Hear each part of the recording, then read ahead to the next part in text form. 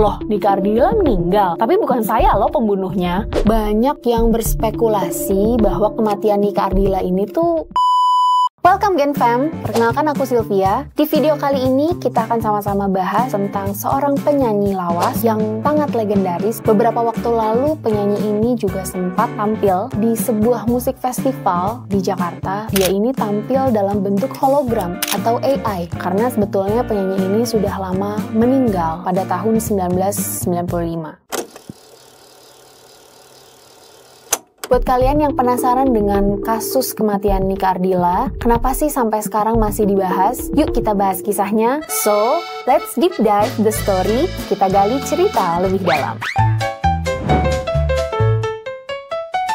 Nike Ardila memiliki nama lengkap Raden Rara Nike Ratnadila Kusnadi, lahir pada 27 Desember 1975 di Bandung, Jawa Barat. Keinginannya untuk menjadi seorang penyanyi semakin besar ketika ia berhasil menjadi juara Harapan 1 dalam ajang lagu pilihanku di TVRI. Dia juga berhasil menjadi juara Festival Pop Singer HAPMI Kodia Bandung pada tahun 1985 ketika berusia 10 tahun. Sampai akhirnya dia didaftarkan ke Himpunan Artis Penyanyi Musisi Indonesia asuhan Jajat Paramore. Setelah itu Nike juga bergabung dengan manajemen Denny Sabri, seorang wartawan musik senior. Denny Sabri langsung meminta Nike yang masih kelas 5 SD untuk tampil di panggung musik rock dengan nama panggung Nike Astrina. Nah, saat itu Nike juga sudah jadi pembuka konser para seniornya. Pada tahun 1988, setelah dia lulus sekolah dasar, ia sempat merekam album pertamanya di naungan JK Records. Tapi sayangnya album itu tuh nggak pernah rilis karena Nike itu masih di bawah umur dan lagunya itu tentang cinta-cintaan. Lalu pada tahun 1989,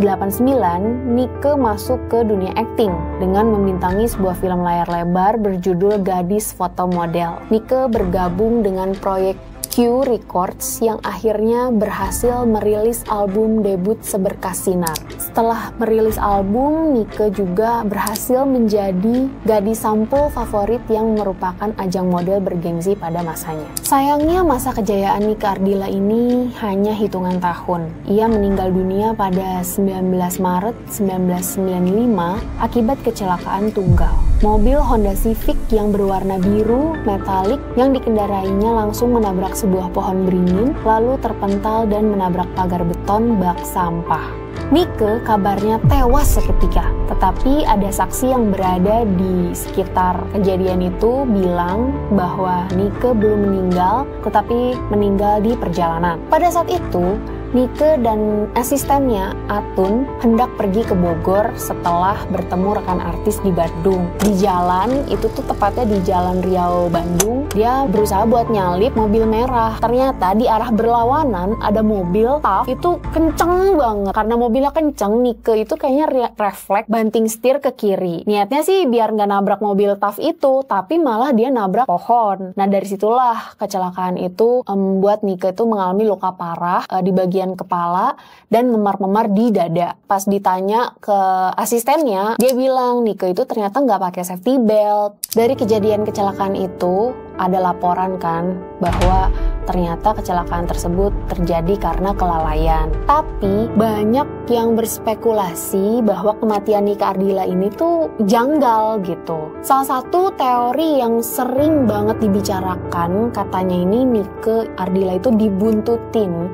oleh pihak tertentu yang ngebuat Nike panik dan berakhir kecelakaan. Ada yang bilang ban mobil yang dikendarai Nike itu sempat bocor pas perjalanan pulang.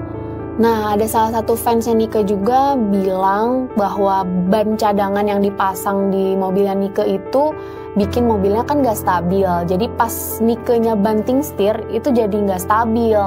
Ada juga gosip bahwa Nike itu mengalami kecelakaan karena pengaruh minuman keras. Tapi waktu diperiksa, Nike itu nggak minum alkohol. Dan polisi menyebutkan dia tidak ditemukan kadar alkohol di dalam tubuh Nike. Terus ada juga yang bilang kematian Nike ini ada sangkut pautnya dengan keluarga Cendana. Katanya cucu Soeharto bernama Eno Sigit berteman akrab dengan Nike Ardila. Namun pertemanan Eno dan Nike ini akhirnya renggang karena diduga ada cinta segitiga. Sewaktu kejadian kecelakaannya Nike Ardilla, Eno Sigit ini ternyata nggak lagi di Indonesia, tapi dia lagi di London. Awak media berhasil menghubungi gitu, mungkin by phone atau gimana gitu, nanya informasi kan tentang kematian Nike. Tapi sewaktu ditanya, Eno ini malah ngejawabnya sensi gitu loh, kayak, loh Nike Ardilla meninggal, tapi bukan saya loh pembunuhnya. Berita-berita yang kayak gitu tuh sampai sekarang tuh belum ada bukti sih sebenarnya untuk mendukung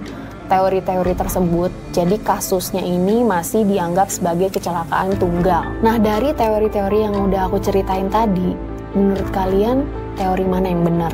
Apakah Nike Ardilla ini beneran kecelakaan tunggal? Atau sebenarnya ini kecelakaan yang direncanakan? Coba tulis di kolom komentar. Nah, untuk mengenang jasanya Nike Ardilla, keluarganya Nike ini mendirikan Museum Nike Ardilla di Bandung.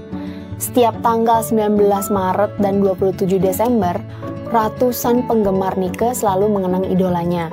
Mereka mengunjungi tempat kecelakaan, terus ziarah ke makam. Meski usianya terhenti di usia muda, Nike Ardilla telah meninggalkan jejak yang mendalam dalam dunia musik Indonesia. Karyanya terus hidup dan menginspirasi generasi demi generasi. Oke deh Gen Fam, kalau kalian ada request mengenai isu-isu atau cerita apa yang bisa kita gali bersama-sama, jangan lupa komen di bawah. See you and let's deep dive the story!